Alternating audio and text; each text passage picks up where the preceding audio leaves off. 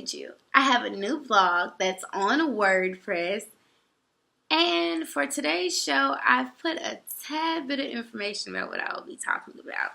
I want to update you guys on the fact that African American history or African history has been changed in the textbooks. This has happened later of October of 2015, but it's just been brought to my attention. So I wanted to make sure that my viewers know about what happened. We had one complaint from a parent on the fact that they were teaching their child about slavery. They didn't like how it was approached within the textbook. First of all, going to public schools already don't tell us a lot about African American history. They just told us that we were slaves, which we already knew because we should be getting the rest of our heritage and information taught at home, just as far as Black history goes. And today is the last day of Black History Month, so I hope everyone exercise their roots and just don't do it for Black history. Do it throughout your years of living. But back to today's topic. One minor complaint caused McGraw-Hill to change the context and the way they approach African American history, slavery, our personal civilization. You and I both know that we were brought to the USA against our will, against our rights. We didn't have rights.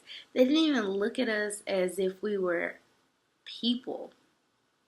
They looked at us as if we were immortal. Said that it had to be 3 of us to be counted as one person. 3.3, 3.5, 1.5, something rather. But me sitting here, I'm not a human being to those masters back in the day. So, they've changed the approach of African American history, Black history, and we immigrated to the United States for better work. Now, that may go for different cultures, but as an African American, I know that doesn't go for my culture.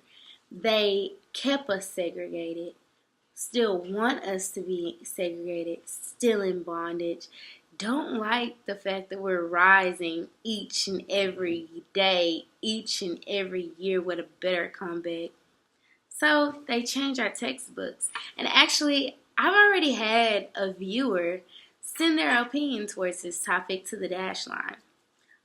Tara B states that she doesn't like the fact that the textbook was changed because she feels like that will cause people to forget about slavery. And if they forget about slavery, she believes that they'll repeat the same act shortly and soonly. Shortly and soonly, even with all the rights that we've obtained and all the laws that have been passed for each individual to have their right, not just African Americans, but each and every culture, freedom of speech, protests, petitions. And speaking of petition, this one minor complaint to McGraw-Hill made them change every textbook, send out new copies with a couple of sentences changed, a couple chapters revised, just by one complaint.